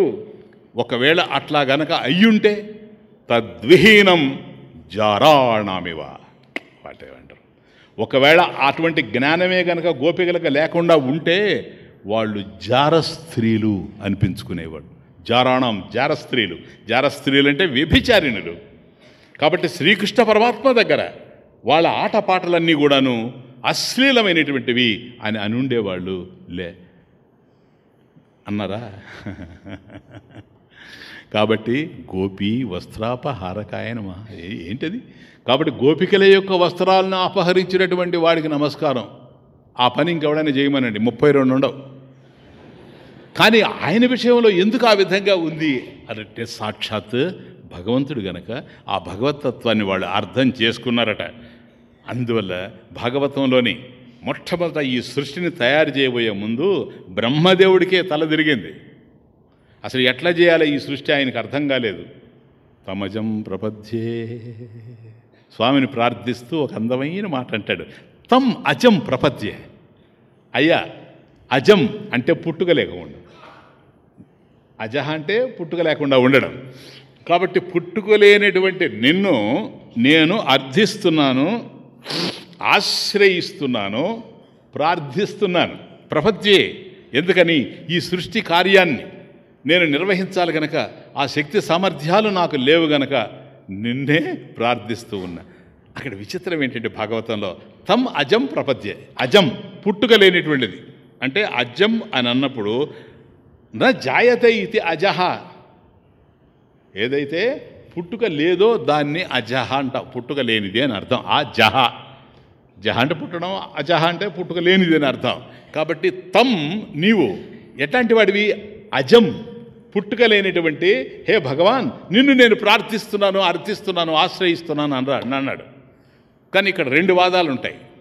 ఇవన్నీ భాగవతంలో చాలా పెద్ద డిస్కషన్స్ ఇవి. ఏంటంటే అసలు పుట్టనేది లేదు కదా. ఏదైనా ఉంది అని అంటే పుట్టిందే ఉంటుంది, కానీ పుట్టనిది ఎట్లుంటుంది? అజం ఏంటి? ఇది ఒక వాదం. అర్థమవుతుంది? ఒకవేళ పుట్టింది అనుకోండి, పుట్టింది ఏదైనా నశిస్తుంది కదా. కాబట్టి పరమేశ్వరుడు పుట్టాడు అని చెప్పాలనా, పుట్టలేదు అని చెప్పాలనా? పుట్టాడు అని అంటే అంతకుముందు లేకుండా వచ్చాడు అని అర్థం.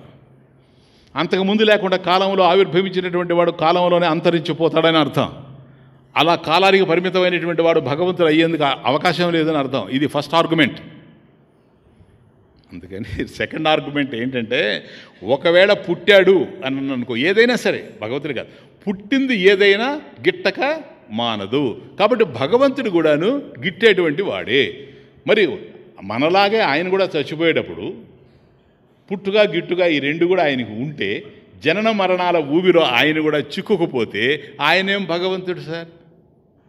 తమ్ అజం ప్రపద్యే, తమ్ అజం, పుట్టుకలేనటువంటి నిన్ను ప్రపద్యే, ప్రార్థిస్తూ ఉన్నాను, ఆశ్రయిస్తున్నాను అని అర్థం.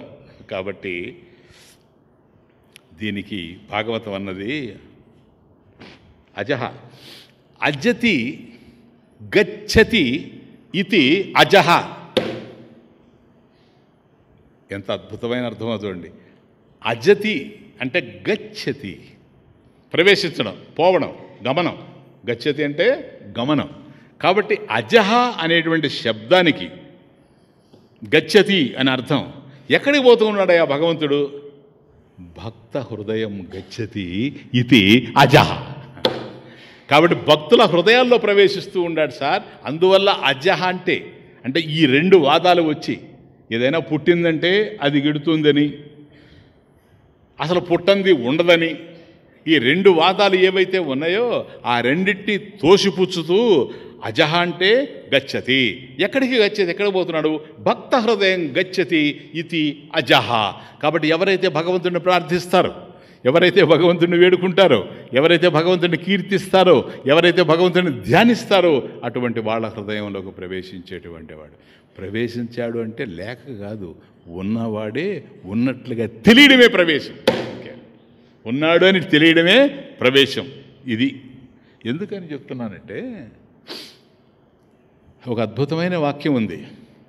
నాకు అన్ని గ్రంథాలు తెలుసు అని ఎవడైనా అంటే, అయ్యా నేను రామాయణ భారత భాగవతాలని అధ్యయనం చేశాను, ప్రస్థానత్రయాన్ని, భగవద్గీతని, ఉపనిషత్తుల్ని, బ్రహ్మసూత్రాల్ని అధ్యయనం చేశాను, సకల ధర్మశాస్త్రాలను చదివాను అని ఎవడైనా గనక అడిగి అంటే, వీడికి నిజంగా ఆ జ్ఞానం ఉందా లేదా అని నువ్వు పరీక్షించాలనుకుంటే, మనకు ఉండేటువంటి సాహిత్యంలో, ఆర్ష సంస్కృతిలో ఏది పరీక్షా గ్రంథము అని అంటే భాగవతం పరీక్షా గ్రంథం అని నిర్ణయం చేశారు. కాబట్టి అంత లోతైనటువంటి భావాలతో ఉండేటువంటిది భాగవతం. అది కృష్ణ కథ సార్, చిన్న విషయం కాదు. అది ఉద్ధవుడితో చెప్తాడట. ఉద్ధవుడు ఏడుస్తాడు చివరిలో, భగవంతుని యొక్క నిర్యాణ సమయంలో కృష్ణుడు దేహాన్ని చాలించేటప్పుడు ఉద్ధవుడు బోరుని ఏడిస్తే, ఉద్ధవా ఎందుకు నాయన ఏడుస్తున్నావని, భగవాన్ నువ్వు లేకుండా నేను బ్రతకలేను, నేను లేకుండా ఎక్కడున్నాను నాయన, నన్ను నేను భాగవతంలో పెట్టి పోతున్నాను అన్నాడు. అంతే, ఇంకే లేదు. కాబట్టి నన్ను నువ్వు కలుసుకోవాలంటే, నన్ను నువ్వు తెలుసుకోవాలంటే భాగవతం తప్ప మరొకటి లేనే లేదు. ఇప్పుడు ఈ గోపిక చెప్పేది ఏంటో చెప్పండి. నువ్వు గొల్లవాడివి కాదు, యాదవుడివి కాదు, మాధవుడివి. ఇది మనకు ప్రశ్న. ఏ గొల్లవాడో ఈ పిల్లవాడు, ఒక పాటలో రాశాను నేను. ఏ గొల్లవాడో ఈ పిల్లవాడు, కల్లబొల్లి మాటల చల్లనివాడు. ఏ గొల్లవాడో ఈ పిల్లవాడు, ఏ గొల్లవాడో ఈ పిల్లవాడు, కల్లబొల్లి మాటల చల్లనివాడు, కల్లబొల్లి మాటల చల్లనివాడు, అల్లరి చిల్లరి పరుల నల్లనివాడు. ఏ గొల్లవాడో ఈ పిల్లవాడు, ఏ గొల్లవాడో ఈ పిల్లవాడు. సురులకు ప్రభువే నరులకు విభుడు, సురులకు ప్రభువే నరులకు విభుడు, సురులకు ప్రభువే ఎవరు? వైకుంఠవాసుడు. సురులకు ప్రభువే నరులకు విభుడు కృష్ణ పరమాత్మ. సురులకు ప్రభువే నరులకు విభుడు, పుణ్యాల పంటగా రేపల్లె చేరాడు. అనేక మంది భక్తులు ఎంతో ప్రార్థిస్తే వాళ్ళ పుణ్య ఫల విశేషంగా ఈ రేపల్లిలో పుట్టాడు. అదే కదా, విఘన సార్థితో విశ్వగుప్తయే సక ఉదేయవాన్ సాత్వతాంకులే. కాబట్టి ఆ బ్రహ్మదేవుడు కూడా ప్రార్థించాడు కదా, సృష్టికర్తే ప్రార్థించాడు. పుణ్యాల పంటగా రేపల్లె చేరాడు, ప్రేమను పంచాలని శాంతిని పెంచాలని, ప్రేమను పంచాలని శాంతిని పెంచాలని దోగాడుతున్నాడు దొరయైన వాడు.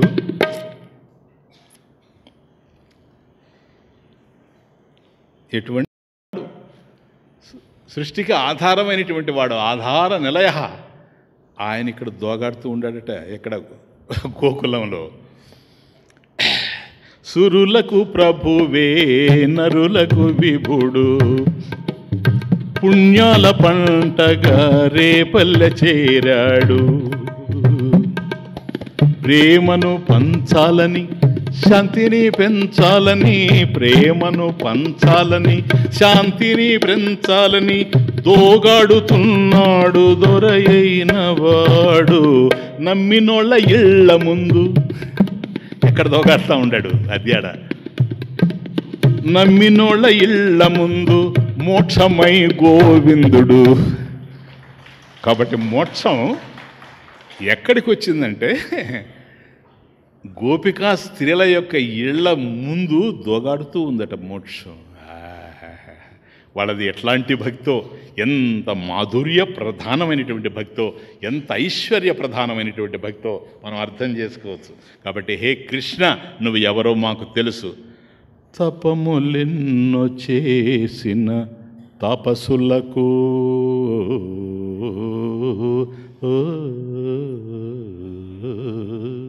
తపములెన్నో చేసిన తపస్సులకు యోగి వరులకు దక్కని ప్రభువు నీవు. తపములెన్నో చేసిన తపస్సులకు యోగి వరులకు దక్కని ప్రభువు నీవు. గొల్ల ఇండ్ల ముందు కాపు ఎందుకయ్యా, గొల్ల ఇండ్ల ముందు కాపు ఎందుకయ్యా, నీ అడుగుల కడ పడి ఉందు చిన్ని కృష్ణ కృష్ణ.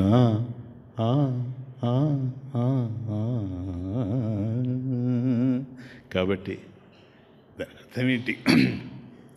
ఎవరు భక్తి చేస్తారో వాళ్ళ ఇళ్ల ముందు ఉంటాడు అంటే వాళ్ళ కళ్ళ ముందు ఉంటాడని అర్థం, అంతకన్నా ఇంకేం లేదు.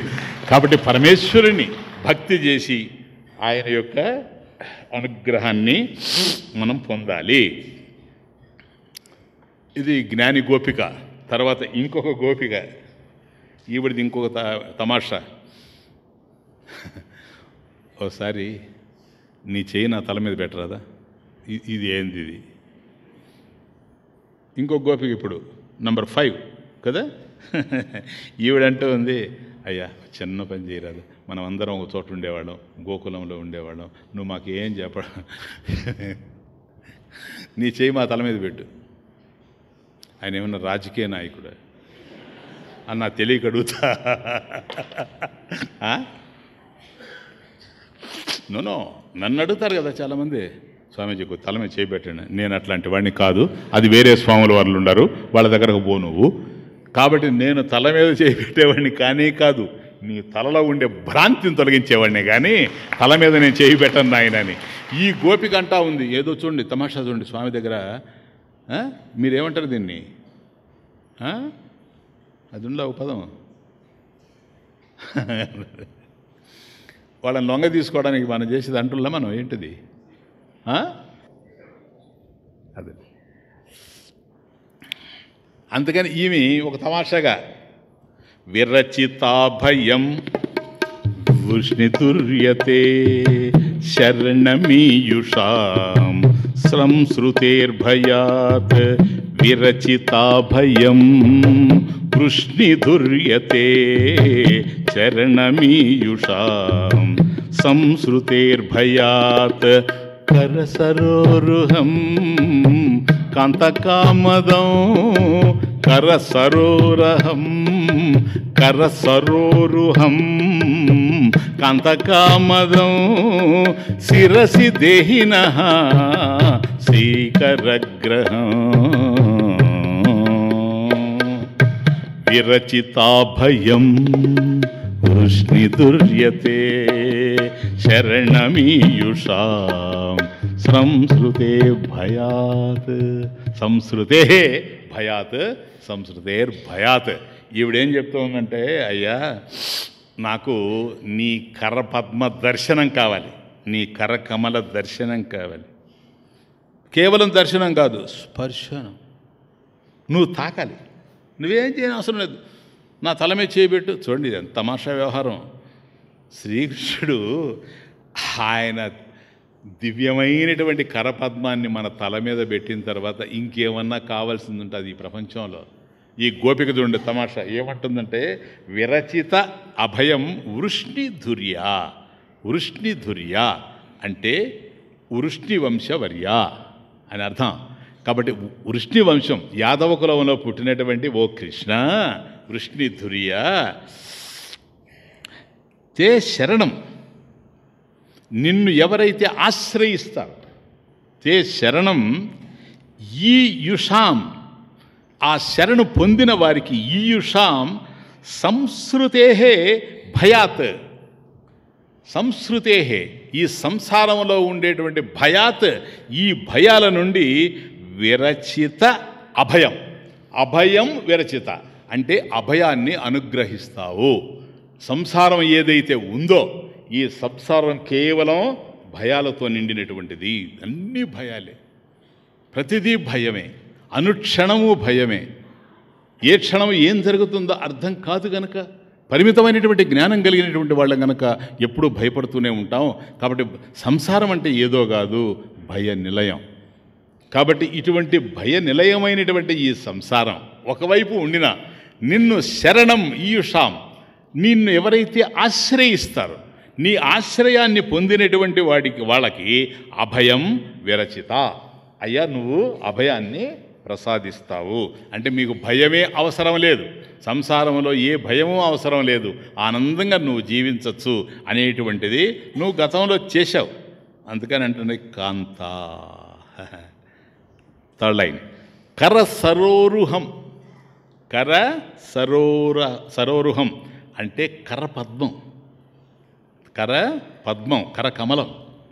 కాబట్టి కర సరోరుహం కాంత, హే మనోహర. కాంత అంటే మనోహర అని అర్థం. కాంత చిన్న విషయం కాదు అది. అంటే అభిరూపతమ కాంత, అభిరూపతమ ఆకర్షించేటువంటి వాడు. హే కాంత కామదం, కామదం కోరికల్ని ఈడేర్చేటువంటి వాడివి. కాబట్టి సంసారంలో ఉండేటువంటి భయాల్ని పోగొట్టేటువంటి వాడివి, కోరికలు తీర్చేటువంటి వాడివి, ఆకర్షణీయమైనటువంటి వాడివి.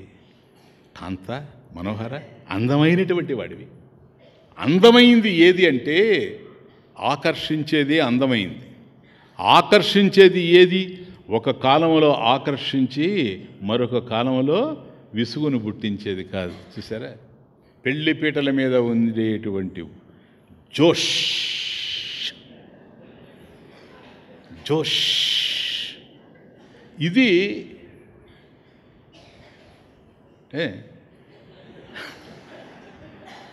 షష్ఠి పూర్తిలో వస్తుంది.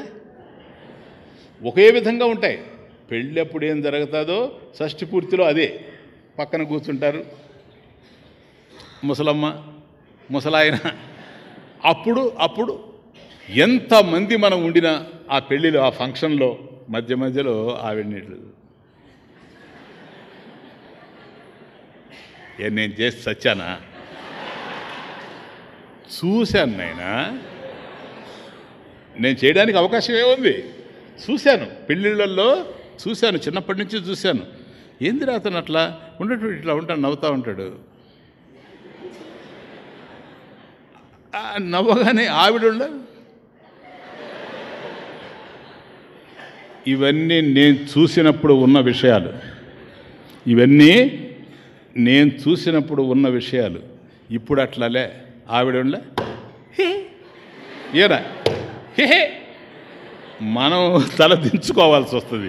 ఎందుకు వచ్చామురా ఈ పెళ్ళికి, భోజనానికి తప్ప కాదు. ఎందుకంటే కొద్దిగా పెళ్లి కూతురు అంటే కొద్ది సిగ్గుపడాలి అనుకుంటున్నా నేను కదా. సిగ్గే కదా అందం. వాడిని పెళ్లి పీటల మీదనే కొడతా ఉంటే ఇప్పుడే పీటల మీదనే ఇట్లుందే, ఇంకా సంసారంలో ఎట్లుంటుందో మనం ఊహించుకోవచ్చు. కాబట్టి పెళ్లి రోజు ఉన్నటువంటి జోష్ షష్ఠి పూర్తి రోజు రమ్మంటే రాదు సార్, వచ్చే అవకాశమే లేదు. కాబట్టి ఆకర్షణ ఎట్లా ఉండాలంటే షష్ఠి పూర్తిలో చూడమనండి, మీరు చూస్తాడేమో. లేదయ్యా పెళ్లిలాగానే షష్ఠి పూర్తి చేస్తున్నాం కనుక నువ్వు పెళ్లి చేసుకున్నప్పుడు ఇలా చూసావు కదా, ఇప్పుడు కూడా అట్లా చూడు అని మనం చెప్పినా కూడా చూడడు. ఎందుకని? చూసి చూసి ముఖం మొత్తింది కనుక, ఇంకా చూడాల్సిన అవసరమే లేదు కనుక. ఒకవేళ మనం చెప్పామని కనుక ఇట్లా చూశాడా, ఆవిడ ఛే క్యా బాత్ హై, ఏంది నాయన ఇది. ఒకప్పుడు అందం, ఒకప్పుడు చందం, ఒకప్పుడేమో గందరగోళం. కనుక అందం అనేది ఎట్లా ఉండాలంటే కాంతః. చూసారా పరమేశ్వరుడు అంటే ఆయన అందరం ఎట్లాంటిదో తెలుసా? హే మనోహర, మనసును హరించేవాడు ఎప్పుడు ఎప్పుడు సదా. అది సదాత్మక కృష్ణానంద సదాత్మక కృషిర్భూవాచక సత్తా స్వరూపం. కాబట్టి ఎప్పుడైనా ఆకర్షించగలిగేవాడు. ఈ ప్రపంచంలో ఆకర్షించేటువంటివి ఉంటావే కానీ ఒక కాలంలో ఆకర్షించి మరొక కాలంలో ఆకర్షించలేకపోతాడు.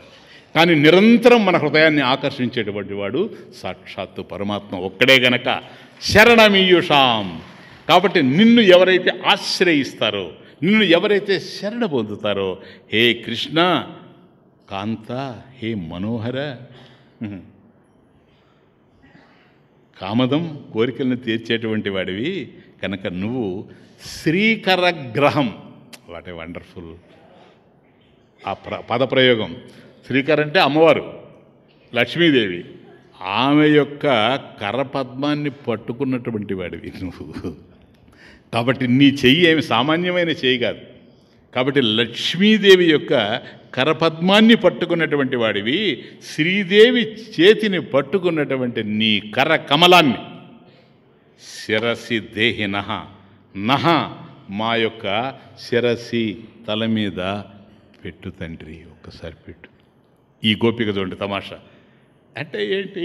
కరకమల దర్శనం, కరపద్మ దర్శనం, కరపద్మ స్పర్శనం. అంటే నువ్వు నీ చేతిని ఇక్కడ పెడితే చాలు. ఎందుకని? సంస్కృతే భయాత్. కాబట్టి ఈ సంసారం ఏదైతే ఉందో, ఏంటి సంసారం అంటే? పుట్టక ముందు లేదు, గిట్టిన తర్వాత ఉండదు. ఇది సార్ సంసారం, సారం లేని సంసారం. కాబట్టి పుట్టక ముందు నీకు సంసారం లేదు, ఏదో మధ్యలో వచ్చింది, మధ్యలో పోతుంది. ఎలాగూ ఒక స్వప్నవత్, ఒక కళ లాంటిది. It's like A dream. కాబట్టి ఒక కళ వచ్చి ఆ కళ గంటున్నంతసేపు కళ ఉంటుంది, ఆ తర్వాత కళ పోతుంది. అది అబద్ధమని అసత్యమని మనకి ఎట్లాగైతే తెలిసిపోతుందో స్వప్నవత్ మృష. కాబట్టి ఈ ప్రపంచం ఏదైతే ఉందో, ఈ సంసారం ఏదైతే ఉందో, ఇది స్వప్నం లాంటిది. ఒక క్షణంలో ఉంటుంది, ఒక క్షణంలో పోతుంది. ఇక్కడ ఎక్కడ ఆనందం ఉందో తెలియదు, ఎక్కడ అందం ఉందో తెలియదు. కాంతా, హే మనోహర, నువ్వే నిజమైనటువంటి ఆనంద స్వరూపానివి, ఆకర్షించేటువంటి వాడివి నీవి. అందుకని నా మనసు నీ వైపు లాగుతూ ఉంది.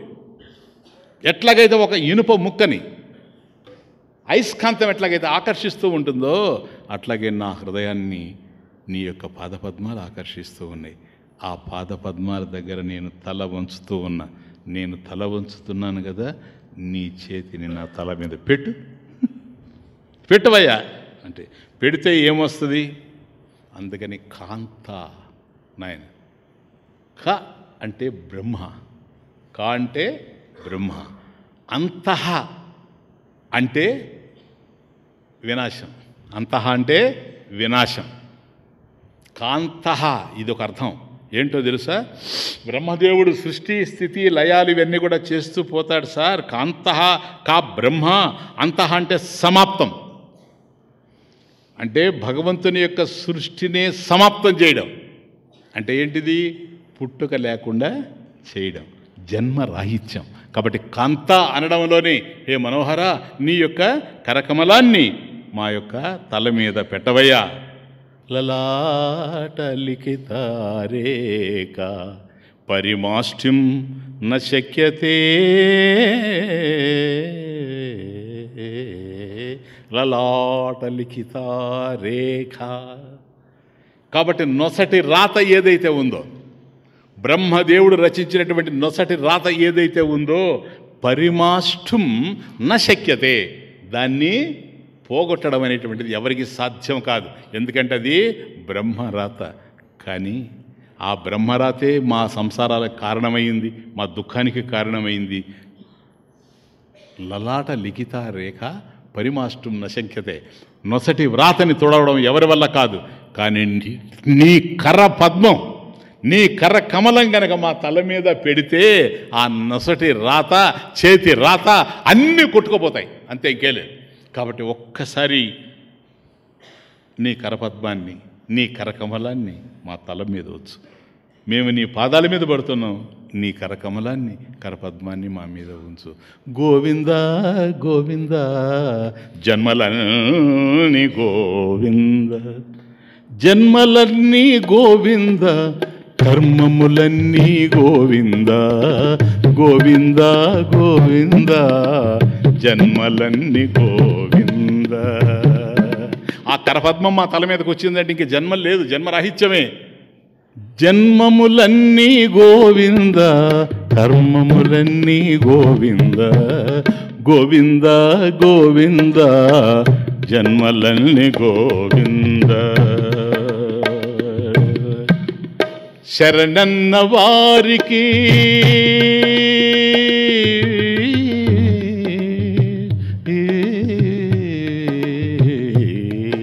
శరణమీయుషాం సంశ్రుతేర్భయాత్, శరణం ఈయుషాం, నిన్ను శరణన్నటువంటి వారికి సంశ్రుతేర్భయాత్ విరచిత అభయం, సంసార భయాన్ని పోగొట్టేటువంటి అభయాన్ని ప్రసాదించేటువంటి హే భగవాన్. శరణన్న వారికి గోవింద గోవింద, మరణము గోవింద, జననము గోవింద, మరణము గోవింద, జననము గోవింద, గోవింద గోవింద జన్మలన్నీ గోవింద, జన్మలన్నీ గోవింద, కర్మములన్నీ గోవింద, గోవింద గోవింద జన్మలన్నీ గోవింద. లోకము గోవింద సంస్కృతే భయాత్, లోకము గోవింద, శోకము గోవింద, లోకము గోవింద, శోకము గోవింద, పాపము గోవింద, శాపము గోవింద. లోకము గోవింద, శోకము గోవింద, పాపము గోవింద, శాపము గోవింద. చేతి గీత గోవింద, నొసటి రాత గోవింద, చేతి గీత గోవింద, నొసటి రాత గోవింద, ఆశలు గోవింద, పేరాశలు గోవింద, ఆశలు గోవింద, పేరాశలు గోవింద, గోవింద గోవింద జన్మలన్నీ గోవింద, జన్మలన్నీ గోవింద, కర్మములన్నీ గోవింద, గోవింద గోవింద జన్మలన్నీ గోవింద. శిరసి దేహినః శ్రీకరగ్రహం. కాబట్టి లక్ష్మీదేవి యొక్క కరపద్మాన్ని అందుకున్నటువంటి నీ చేతిని మా తల మీద ఉంచు, అంటే అభయ హస్తాన్ని మాకు ప్రసాదించు అని ప్రార్థిస్తూ ఉంది. ఇక్కడికి 5 శ్లోకాలు అయినాయి. ఉదయం 2 అయినాయి, ఇప్పుడు 3 అయినాయి. ప్లీజ్.